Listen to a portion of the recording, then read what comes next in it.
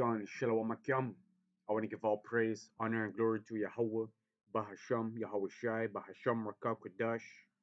Double honors to the elder apostles of great Millstone who teach and rule well, and Shalom to the sincere Akyam who furnish truth and sincerity. Shalom. This video, I want to go into the sins of King David, which consisted of murder and adultery. And this is what happened, with the matter concerning Uriah the Hittite. So I want to start off in First Kings chapter 15, in which we find out that that King David, he was perfect in all his ways. Besides, the thing concerning Uriah the Hittite, which eventually he received the sure mercies of David for, you know, um, and the Most High forgave him for his trespasses that he actually should have been put to death for, because both murder, premeditated, unrighteous killing, is considered to be, against the law. You see, and adultery, is also against the law. So for those two things, King David actually should have been put to death, but he wasn't because, like I mentioned, he received the sure mercies of David, which is the forgiveness that the Most High put upon, King David. Um, so this is First Kings chapter 15, starting at verse 1. And it's concerning Abijam that's going to reign over Judah, which was one of the descendants of King David. And it says, now in the 18th year of King Jeroboam, the son of Nebat, reigned Abijam over Judah. And King Jeroboam, he was the king that was set up over the northern kingdom, you know, because as we can read in the book of Kings as well, the nation of Israel, which consisted of 12 tribes, was separated, was rent out of the hands of the descendants of King David, because King Solomon, he transgressed, you know. So, and eventually, it was not done in the time of King Solomon himself, but it would happen in his son's time, which, happened during the time of, you know,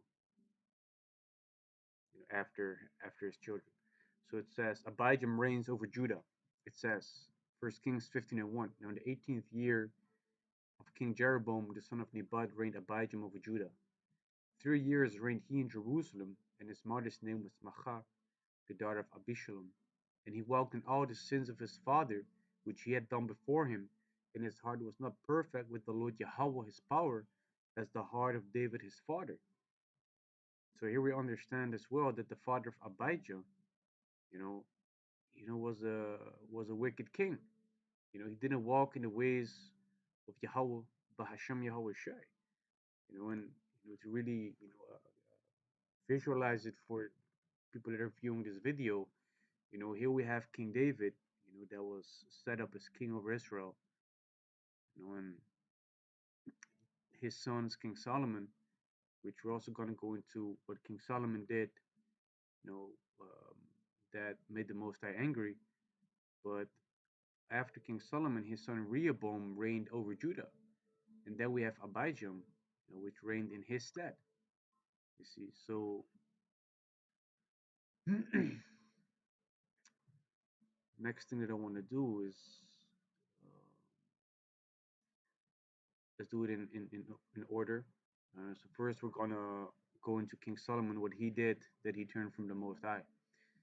So this is First Kings chapter 11, verse 1. But the King Solomon loved many strange women, together with the daughters of Pharaoh, women of the Moabites, Ammonites, Edomites, Sidonians, and Hittites. So King Solomon, he had many wives, and he had affection towards the daughters of these heathen nations as well. Verse 2, of the nations concerning which the Lord Yahawah said unto the children of Israel, ye shall not go into them, neither shall they come in unto you, for surely they will turn away your hearts after their gods. Solomon clave unto these in love. See, so the Most High, he warned us already that there will be a chance that these females or the man of these heathen nations would turn our people away, from following the ways of Yahawah Yahawashi. You see.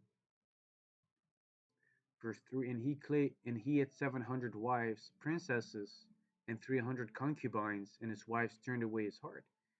You see, so as King Solomon, became older, his wives, they tempted him into serving their gods, their idols. Verse 4, for it came to pass when Solomon was old that his wife turned away his heart after other gods. And the word heart in the Hebrew is lab, which goes back to the mind. So the mind of King Solomon was not, focused on Yahawah, Bahasham, Yahawashi no more as he was supposed to, follow the ways of the Most High. Now he was, focusing his mind on basically, following the gods, the idols of these heathens. Reading on, and his heart was not perfect with the Lord Yahawah, his power, as was the heart of David his father, because King David, he really served Yahweh Bashem Yahushai, man. He did those things that were commanded of him, and as a matter of fact, save the things concerning Uriah the Hittite, which he was forgiven for. You see, but King David, he never turned his heart from following other gods, from to following other gods, man. He served Yahweh Bashem Yahushai. You see, he didn't go down and worship these heathen nations, their idols. Verse 5. For Solomon went after Ashtaroth, the goddess of the Sidonians, and after Milcom, the abomination of the Ammonites. And Solomon did evil in the sight of the Lord Yahawah, and went not fully after the Lord, as did David his father. Then did Solomon build an high place for Chemosh, the abomination of Moab, in the hill that is before Jerusalem, and for Molech, the abomination of the children of Ammon. So one thing that I want to do is, let me see Chemosh, where that goes to. Yeah, so basically Chemosh, which is the idol that these Moabites, which the Moabites are actually the so-called Chinese people upon this earth. They referred to their god as Chemosh, but as I also read it, like here, it's also identified with Baal Peor, Baal Zebub, Mars, and Saturn, which basically makes Chemosh, if you worship Chemosh, you worship Satan. So let me see what Ashtaroth says. Aishar. Thara.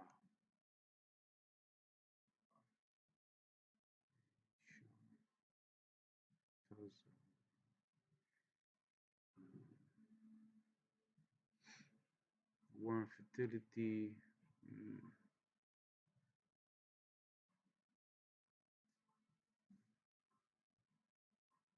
which just goes back to you know um, worshiping these you know these females, man. Um, Queen of Heaven spirit. That's what I wanted to say. Like the Queen of Heaven, Queen of Heaven worship. Um, Verse 6, and Solomon did evil in the sight of Lord Yahawah, and went not fully after the Lord Yahawah as did David his father. I read it as well. Verse 8, and likewise did he for all his strange wives, which burned incense and sacrificed unto their gods. So he did not only serve one, he served multiple idols, man. That's what made the Most High very angry.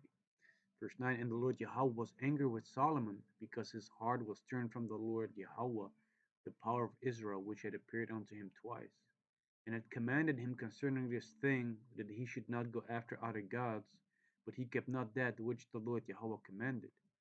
Wherefore the Lord Yahawah said unto Solomon, forasmuch as this is done unto thee, and thou hast not kept my covenant and my statutes, which I have commanded thee, I will surely rend the kingdom from thee, and will give it to thy servant.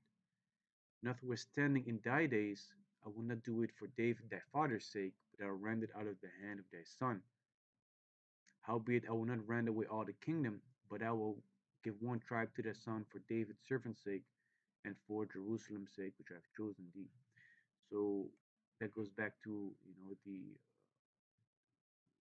northern and the southern kingdom, you know, which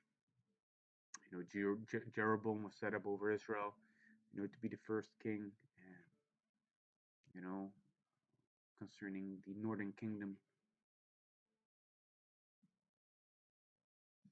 So we just read, how King Solomon transgressed. Um, so let us go to Rehoboam, which is the son of King Solomon. This is the First Kings chapter 14, verse 21. And Rehoboam, the son of Solomon, reigned in Judah. Rehoboam was 41 years old when he began to reign, and he reigned 17 years in Jerusalem, the city which the Lord Yahawah did choose out of all the tribes of Israel, put his name there, and his mother's name was Naamah, an Ammonitess. So, little fun fact: um, Rehoboam, which was one of the kings that reigned over Judah, his mother was an Ammonite, which in this day and age, that's a so-called Japanese female. You see, yet King Rehoboam was still an Israelite from the tribe of Judah, even though his mom was from a different nation. Because if we go to Deuteronomy chapter 17, correct,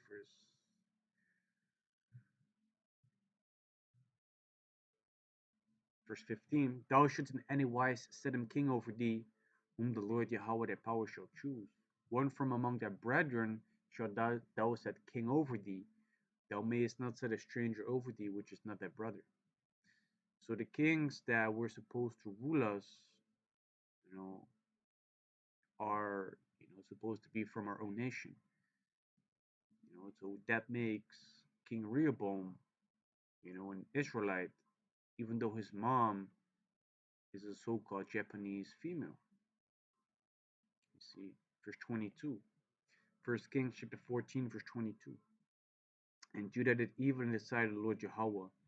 They provoked him to jealousy with their sins which they had committed above all that their fathers had done.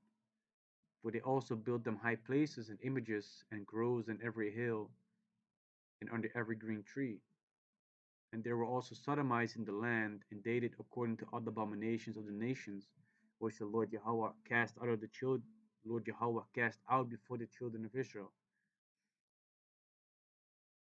You see, so our people they also forsook Yahweh and they started to, worship these images, build these places of worship. You see, because as it says in Second Chronicles chapter 12, verse 1, says, and it came to pass when Rehoboam had established the kingdom and had strengthened himself, he forsook the law of the Lord Yahawah and all Israel with him, because the king is supposed to uphold um, and make sure that the law, statute, commandments of Yahawashi and Yahawashi are kept by the people. See, let me grab, print over here.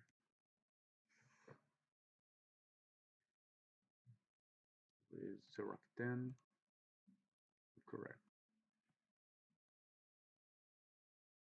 This is Sirach chapter 10, verse 1. A wise judge will instruct his people, and the government of a prudent man is well ordered. You see, and the judge, can either be as in the time of the book of Judges, after judges that judge the people. Um, but it can also, be a prophet, or a king that is set up over our people. You see, as the judge of the people is himself, so are his officers, and what manner of man the ruler of the city is, such are all they that dwell therein.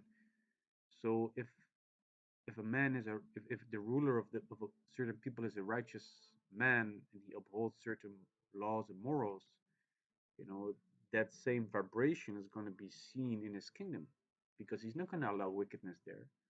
He's going to make sure that the people are going to be also morally upright, according to the law that he himself is keeping. So whether that is in the ways of Yahweh Bashim Yahushai, whether it's that in the way of wickedness, those things, will eventually be manifested, among the people. You can see it among those people. Right now, we're living in a society that is ruled by the so-called women upon the earth, which they are being referred to as the wicked according to the scriptures, the devil and Satan as well, the serpent, you see. And we can see all around us that there's only wickedness, that surrounding our people, you know. Why? Because as the judge of the people is himself, so are his officers, and what manner of man the ruler of the city is, such are all they that dwell therein. So because they are allowing wickedness, they're pushing wickedness themselves, the people are going to become wicked as well. It says, "An unwise king destroyed his people, but through the prudence of them that which are in authority, the city shall be inhabited." So an unwise king destroyed his people. How? By forsaking the law, statutes, commandments of Yahawah Bahasham Yahawashi. See, but through the prudence, through the wisdom of them that are in authority. What wisdom? The knowledge, wisdom, and understanding of Yahawah Bahasham Yahawashi, and applying it also in your, in the regions that you're ruling, in the countries, you know, then the city shall be inhabited. Because what happened with us back in the days when we didn't keep the law, statutes, commandments of Yahawah Bahasham Yahawashi, these other people were allowed to overtake us, and by overtaking us, we we were scattered, we were in bondage, we were in a very low place. But once we cried back into the Lord Yahawah Bashem Yahawashi, the Most High, He raised up a judge, that would teach us in the ways of Yahawah Bashem Yahawashi, that would tell us how we are supposed to walk, and then we will be freed from the bondage that we was made to serve Him. You see.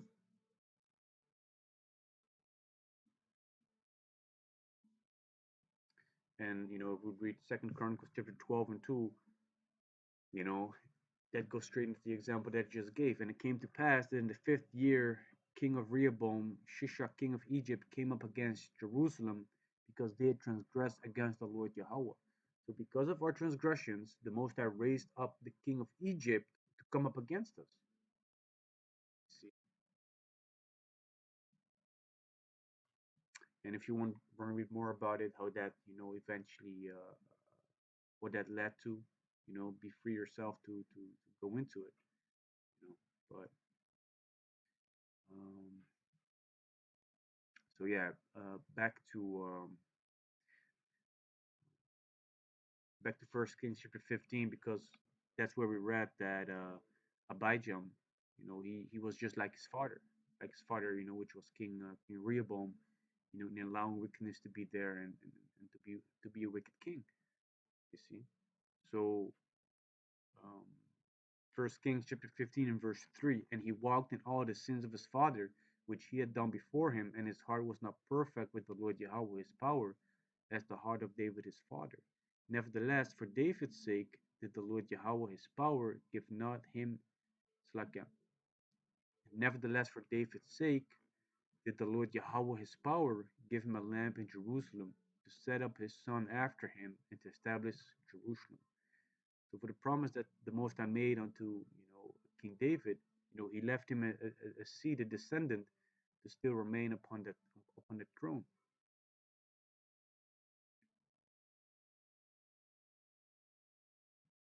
Mm, Because eventually the Most High made a promise unto King David. This is Psalms chapter 98 verse 30. If his children forsake my law and walk not in my judgments, they break my statutes and keep not my commandments, then will I visit their transgression with the rod and their iniquity with stripes. So if the children of King David would forsake the law, statutes, commandments of Yahweh Shai, and would turn their hearts or their mind from serving the Most High, they will be punished. You see, they will be punished for their wickedness, for their transgressions. Verse 33, nevertheless, my loving kindness will I not utterly take from him, nor suffer my faithfulness to fail. So because of the promise that the Most High made unto King David, he's not gonna make that promise void because of what the descendants of King David did. The promise stands. The loving kindness that the Most High has towards King David is going to remain. You see, the name David in the Hebrew, also means beloved, which is very funny because that also goes into my worldly name. So Yahawashi, I also get that, those sure mercies of David, you know.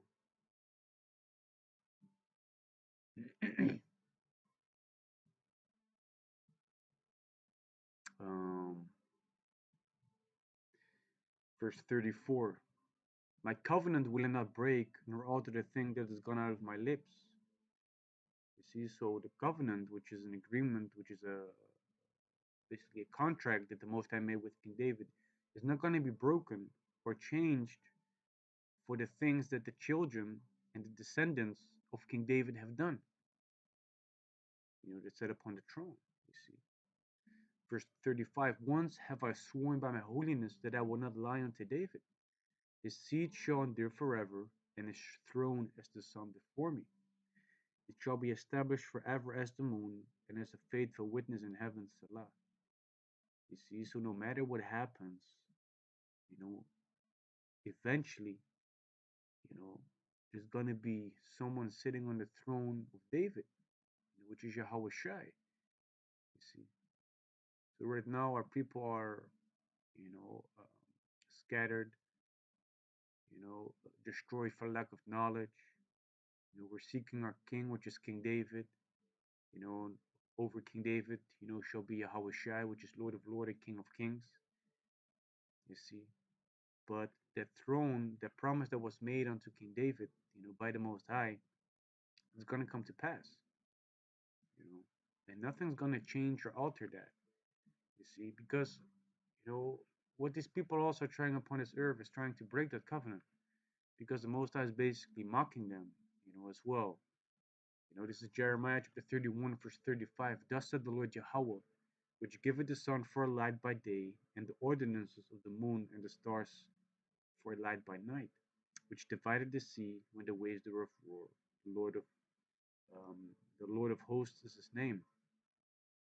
So the Most High, He gave the moon, the sun, uh, uh, um, the stars. He gave them for signs, for lights, for seasons, etc. And it says, verse 36, if those ordinances depart from before me, said the Lord Yahawah power, then the seed of Israel shall also cease from being a nation of, before me. Which that's never going to happen. The word ordinance says statutes, ordinance, limit, something prescribed, do. So the Most High has given the moon, the sun, the stars. He has given them tasks that they're fulfilling on a daily basis. You know, that's their job. The Most High has given them a job to do. You know, and as we can read as well in Genesis chapter 1, verse 14.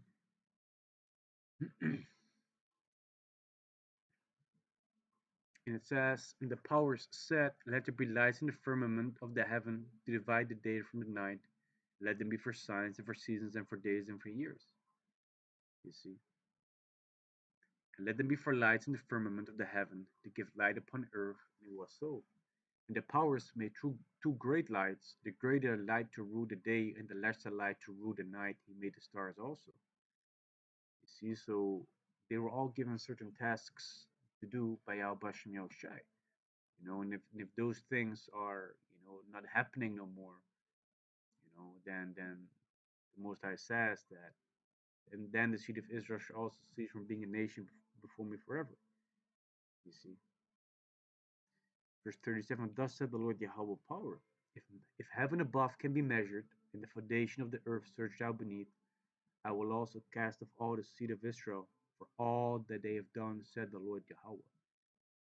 That's what these Edomites and those that are trying to make sure that their kingdom is gonna live endure forever is trying to do. They're digging in the earth, going into the sea, going into the heavens, trying to measure all those things. But it's not able to do that. You know. So this is Proverbs chapter 25, verse 3. The heaven for height and the earth for depth, and the heart of kings is unsearchable. So there's no way that these Edomites are able to measure, the things in the heavens, nor the things on the earth. You see. This is Jeremiah chapter 33 and verse 20. Thus said the Lord Yahawah, if ye can break my covenant of the day and my covenant of the night, and that there should not be day and night in their season, then may also my covenant be broken with David, my servant, that he should not have a son to reign upon his throne, but with the Levites, the priests, my ministers. You see? So if these the things as the Most High set them up, it's gonna change and there's not gonna be day and night in their season, then the Most High is gonna break the covenant, with King David, which is not gonna happen. Because it says also in Sirach chapter 43, the beauty of heaven, the glory of the stars, an ornament giving the light in the highest place of the Lord Yahawah. At the commandment of the Holy One, they will stand in their order and never faint in their watches. You see, so they're always going to do those things that the Most High set them up for. You know, so the covenant that was made with King David is not going to break. The fact that the Most High is going to deal with the children of Israel forever is going to stand as well. See, and the Israelites, in this day and age, are the so-called Negroes, Latinos, and Native Americans, but also those that were scattered among the heathen nations that might look like the heathen nations, but his lineage does go back to Abraham, Isaac, and Jacob according to their father's seed line. You see, so the Most High is always going to deal with our people. The Most High is just playing with these people that have read the scriptures and are going to try to accomplish that. But hey, the heaven for height and the earth for depth and the heart of kings is unsearchable. So, hey, too bad, man. Too bad, Esau. Too bad. Um,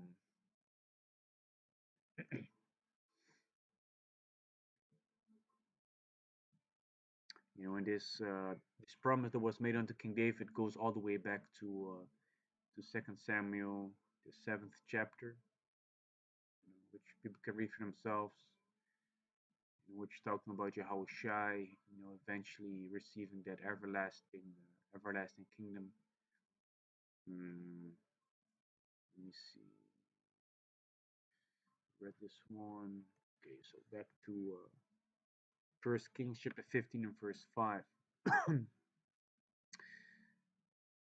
So we already came to understanding that David, King David did that which was right in the eyes of Yahawashi, save that only concerning the matter of Uriah the Hittite, because his sons also, they his descendants, they transgressed, and even though they transgressed, the promise that the Most High made with King David is going to stand. And just like that, the promise was given unto our forefather Abraham, Isaac, and Jacob is going to stand as well. Even though we have transgressed the last commandments of Yahawashi, the promise that the Most High made unto our forefathers is going to change. It's like it's not going to change. That was Satan. Um,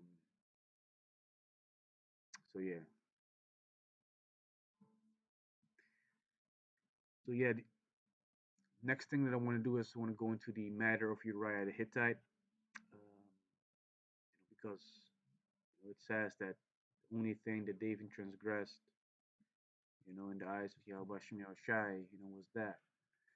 So this is 2 Samuel chapter 11 and verse 1. The title itself reads Bathsheba, David's great sin. It says, and it came to pass after the year was expired, at the time when kings go forth to battle, that David sent Joab and his servants with him and all Israel, and they destroyed the children of Ammon and besieged Rabbah, but David tarried still at Jerusalem. And it came to pass in an eventide that David arose from off his bed and walked upon the roof of the king's house. And from the roof he saw a woman washing herself, and the woman was very beautiful to look upon. So King David, he He either woke up or he just came out of bed, and when he was going, standing on the roof, when he saw this woman standing there washing herself, and she was very gorgeous. Verse 3, and David sent and inquired after the woman, and one said, is not this Bathsheba, the daughter of Eliam, the wife of Uriah the Hittite? So already, it was known that she had a man. But this would happen, and David sent messengers and took her, and she came in unto him, and he lay with her. For she was purified from her uncleanness, and she returned unto her house. So what King David did is he slept with another man's wife. You see, he slept with another man's wife. And if we read in verse 5, it says, and the woman conceived and sent and told David and said, I am with child. So she found out that she was pregnant from King David, and she told him. Verse 6, and David sent to Joab, saying, send me Uriah the Hittite. And Joab sent Uriah to David. And when Uriah was come unto him, David demanded of him how Joab did, and how the people did, and how the war prospered. So David, he asked Joab to come over to him, and asked him to send Uriah the Hittite, which was the man of Bathsheba, to come unto David. Because hey, King David, he messed up, man. And he was trying to fix the situation and basically supplant his way out of it. You know. Verse 8, and David said to Uriah, go down to the house and wash thy feet. And Uriah departed out of the king's house, and there followed him a mass of meat from the king. Because what King David actually wanted was that Uriah went, to Bathsheba, lay down with her, so that it would look like that the child would be from Uriah. But it says, verse 9, but Uriah slept at the door of the king's house with all the servants of his lord, and went not down to his house. And when they had told David, saying, Uriah went not down unto his house, David said unto Uriah, comest not thou from the journey? Why then didst not go down to the house? And Uriah said unto David, the ark in Israel and Judah abide in tents. And my lord Joab and the servants of my lord are encamped in the open fields. Shall I then go into mine house to eat and drink and to lie with my wife? As thou livest, and as thy soul liveth, I will not do this thing. So he was like, why would I do such a thing if my fellow Israelites, that are going to war with me, are basically in the open field and sleeping in tents. Verse 12, and David said to Uriah, tarry here today also, and tomorrow I will let thee depart. So Uriah abode in Jerusalem that day and the morrow. And when David had called him, he did eat and drink before him, and he made him drunk, and at even he went out to lie on his bed with the servants of his lord, but went not down to his house. Eventually, Uriah still didn't go. Verse 14, and it came to pass in the morning that David wrote a letter to Joab and sent it by the hand of Uriah. And he wrote in the letter, saying, set ye Uriah in the forefront of the hottest battle, and retire ye from him, that he may be smitten and die. So, in the forefront usually are the most strongest, fiercest warriors. But Uriah was not such a man that was supposed to be put there. So King David, he came up with a plan to put Uriah there so that he should die.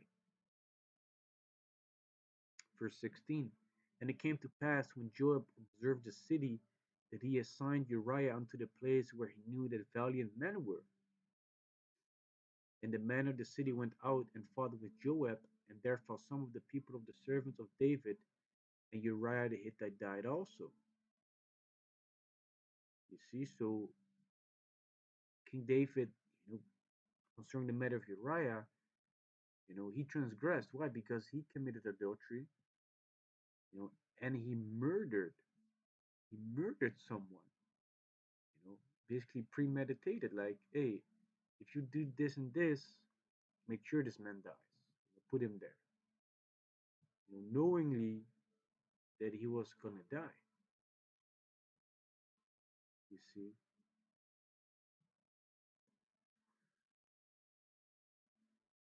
for the people that want to read more about this, you can read it in Second Samuel chapter 11, verse 18 on down. But this is what it says in Exodus chapter 20, verse 13. It says, "Thou shalt not kill." And these are the Ten Commandments. And if we go to the word kill, because it doesn't mean kill, because you, you have certain ways in which putting someone to death is justified. And the way that is being mentioned in Exodus chapter 20 when it says thou should not kill actually goes into thou should not murder, being premeditated, because it is a righteous thing to put someone to death that has committed adultery, both the adulterer and the adulteress, both the one that, you know, in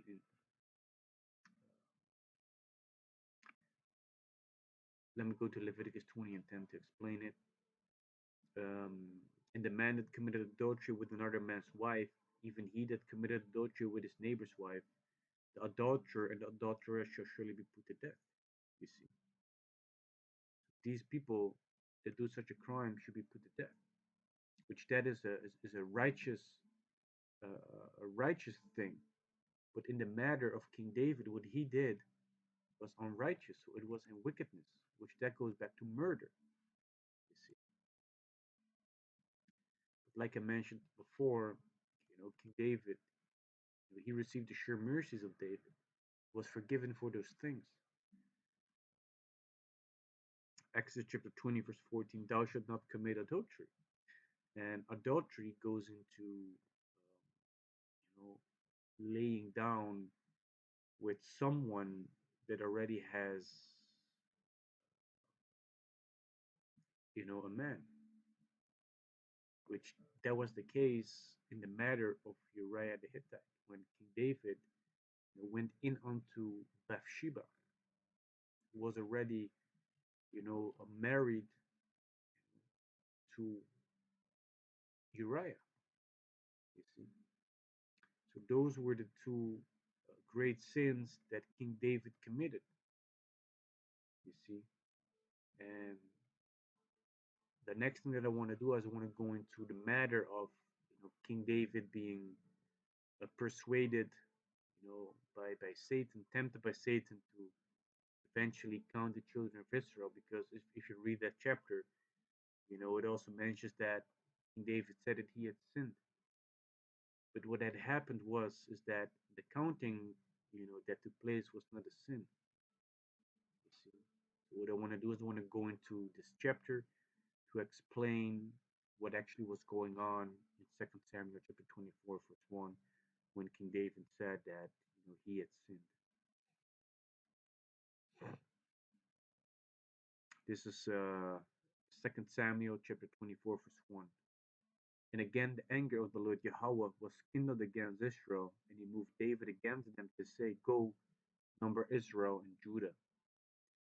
For the king said to Joab, the captain of the host, which was with him, Go now through all the tribes of Israel, from Dan even to Beersheba, number ye the people, that I may know the number of the people. And if we go to, what is it first? Let me see if it's First Chronicles chapter 21. Yeah, this is First Chronicles chapter 21, verse 1. And Satan stood up against Israel and provoked David to number Israel. So, it might sound like a contradiction, but the Most High, he allowed Satan to tempt King David to number the children of Israel. So Satan was allowed by the Most High to put a thought in his mind, to eventually make that happen.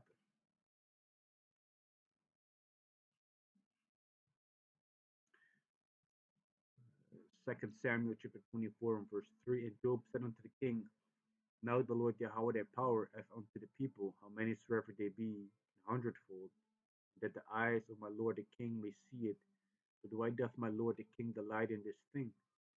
Notwithstanding, the king's word prevailed against Joab and against the captains of the host, and Joab and the captains of the host went out from the presence of the king to number the people of Israel. And they passed over Jordan and pitched in Aroer on the right side of the city that lieth in the midst of the river of Gad and towards Jazer. Then they came to Gilead and to the land of Tathim Hodshi, and they came to Danjan and about to Zidon, and came to the stronghold of Tyre and all the cities of the Hivites and of the Canaanites, and they went out to the south of Judah, even to Beersheba. So when they had gone through all the land, they came to Jerusalem at the end of the 9 months and 20 days. And Joab gave up the sum of the children of the people unto the king, and there were in Israel 800,000 valiant men that drew the sword, and the men of Judah were 500,000 men. So they eventually came back with the amount of people that were numbered. Um, if you're reading First Chronicles chapter 21, which that's the other account of that same event taking place. Um, then it says in Second Samuel chapter 24, verse 10, and it says, and David's heart smote him after he had numbered the people. And David said unto the Lord Yahawah, I have sinned greatly in that I have done. And now I beseech thee, O Lord Yahawah, take away the iniquity of thy servant, for I have done very foolishly. And with this matter is that King David, he was very, very ashamed for what he did. If we look at the word sin in the Farlex dictionary, it also goes into something regarded as being shameful. And first thing that I want to bring out is that the numbering of the people is actually not an actual sin. The Most High said, if we number the people, there has to be an atonement for their souls as well, which that is something that did not take place, during the time of the numbering in Second Samuel chapter 24. And therefore the plague was come upon our people. This is Exodus chapter 30 and verse 12. When thou takest the sum of the children of Israel after their number, then shall they give every man a ransom for his soul unto the Lord Yahawah, when thou numberest them, that there be no plague among them when thou numberest them. So after King David was being tempted, he allowed the children to be numbered. He commanded them actually. He commanded his captains to number the children of Israel. But after numbering the children of Israel, those same people that were being numbered, they had to give up an atonement. You know, they should give a ransom unto the Lord Yahawah. You know, but this is something that didn't happen. Verse 13: This they shall give everyone that passeth among them that are numbered, half a shekel after the shekel of the sanctuary. A shekel is 20 gerahs, and a shekel shall be the offering of the Lord Yahawah. Everyone that passeth among them that are numbered from 20 years old and above shall give an offering unto the Lord Yahawah. This is everybody that was numbered, that was older than 20 years old, shall give an offering unto the Lord Yahawah, which that was that half a shekel. Verse 15, the rich shall not give more, and the poor shall not give less than half a shekel. When they have when they give an offering unto the Lord Yahawah to make an atonement for your souls. And thou shalt take the atonement money of the children of Israel, and shall appoint it for the service of the tabernacle of the congregation, that it may be a memorial unto the children of Israel before the Lord Yahawah, to make an atonement for your souls. You see, so if you had a lot of money, you still had to give half a shekel. If you were a poor person, you didn't have a lot, you still had to give half a shekel. And that money had to be given, concerning the service of the tabernacle of the congregation, which that goes back to the Levites, man, because the tabernacle of the congregation, that used to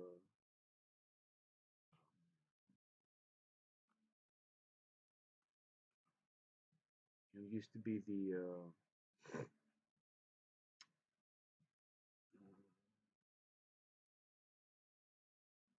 it says, according to the Hebrew Bible, the tabernacle, also known as the tent of the congregation, was the portable earthly dwelling place of the Most High Yahawah, used by the Israelites from Exodus until the conquest of Canaan. You see, so eventually that pertained unto the priests. You see, and that's the thing that happened um, concerning the numbering of the people. Wherefore King David said that he has greatly sinned, which meant that he was greatly ashamed for what he had done. You see, because it says in 2 Samuel chapter 24, verse 11, for when David was up in the morning, the word of the Lord Yahawah came unto the prophet Gad, David's seer, saying, go and say unto David, thus said the Lord Yahawah power, I offer thee three things. Choose thee one of them, that I may do it unto thee. So Gad came to David and told him, and said unto him, shall 7 years of famine come unto thee in thy land? Or wilt thou flee 3 months before thine enemies, while they pursue thee? Or that there be 3 days pestilence in thy land? Now advise, and see what answer I shall return to him that sent me. And David said unto Gad, I am in great strait. Let us fall now into the hand of the Lord Yahawah, for his mercies are great. Let not me fall into the hand of man. So the plague that was spoken about in Exodus chapter 30, verse 12, goes into blow, striking plague, blow, plague, fatal, striking, an affliction of disease, plague, goes into an affliction.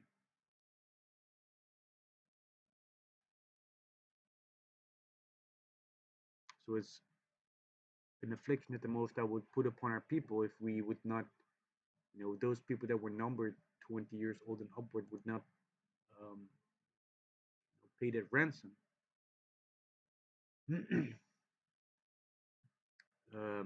Back in 2 Samuel chapter 24, verse 15, so the Lord Jehovah sent a pestilence upon Israel from the morning even to the time appointed, and there died the people from Dan even to Beersheba, 70,000 men. And when the angel stretched out his hand upon Jerusalem to destroy it, the Lord Yahweh repented him of the evil, and said to the angel that destroyed the people, it is enough, stay now thy hand. And the angel of the Lord Yahweh was by the threshing place of Araunah the Jebusite. And David spake unto the Lord Yahweh when he saw the angel that smote the people, and said, lo, I have sinned, and I have done wickedly. But these sheep, what have they done? Let thine hand, I pray thee, be against me, and against my father's house. You see, so King David, he was very ashamed for what he did, in this matter. Because of what he did, the people got plagued, and a lot of people, were murdered. Well, not murdered, it's like were killed, you know, because murder was premeditated, was wicked, but to kill is something that's righteous, which is according to uh, the saying of the Most High Himself, when He said, if those people don't, um, um, you know, give their ransom, then the plague will be upon the people, upon the people. You see. So yeah, like I mentioned, you know, King David was ashamed for the fact that because of what he did, the people got killed. You know? So yeah, to summarize this lesson, I spoke about the sins of King David, which went into murder and adultery. And when King David mentioned, that he sinned greatly before the Lord, it means that he was very ashamed for what he did, because First Kings chapter 15 explains us that that King David was